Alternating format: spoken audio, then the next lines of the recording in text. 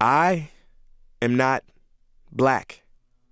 I mean, that's what the world calls me, but it's not me.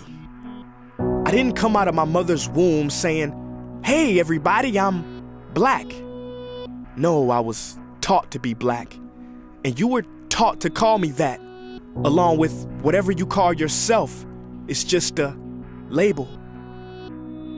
See, from birth, the world force feeds us these labels, and eventually we all swallow them. We digest and accept the labels, never ever doubting them. But there's one problem. Labels are not you, and labels are not me. Labels are just labels. But who we truly are is not skin deep.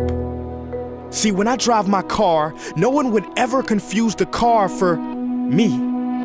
Well, when I drive my body, why do you confuse me for my body? It's my body. Get it? Not me. Let me break it down. See, our bodies are just cars that we operate and drive around. The dealership we call society decided to label mine the black edition, yours the Irish or white edition.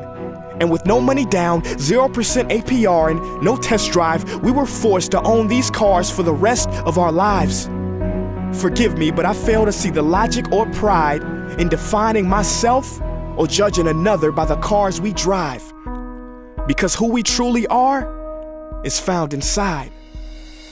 Listen, I'm not here to tell you how science has concluded that genetically we're all mixed and race in the human species doesn't exist, or how every historian knows that race was invented in the 15th century to divide people from each other and it has worked perfectly. No, I'm not here to lecture. I just want to ask one question. Who would you be if the world never gave you a label? Never gave you a box to check? Would you be white, black, Mexican, Asian, Native American, Middle Eastern, Indian? No, we would be one. We would be together. No longer living in the era of calling human beings black people or white people.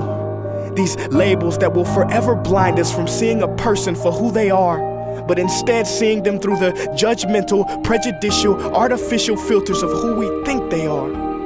And when you let an artificial label define yourself, then my friend, you have chosen smallness over greatness and minimized yourself, confined and divided yourself from others. And it is an undeniable fact that where there is division, there will be conflict, and conflict starts wars. Therefore, every war has started over labels. It's always us versus them. So the answer to war, racism, sexism, and every other ism is so simple that every politician has missed it. It's the labels. We must rip them off. Isn't it funny how no baby is born racist, yet every baby cries when they hear the cries of another? No matter the gender, culture, or color, proving that deep down we were meant to connect and care for each other. That is our mission, and that is not my opinion. That is the truth in a world that has sold us fiction. Please listen, labels only distort our vision, which is why half of those watching this will dismiss it or feel resistance and conflicted. But just remember, so did the caterpillar before it broke through its shell and became the magnificent butterfly.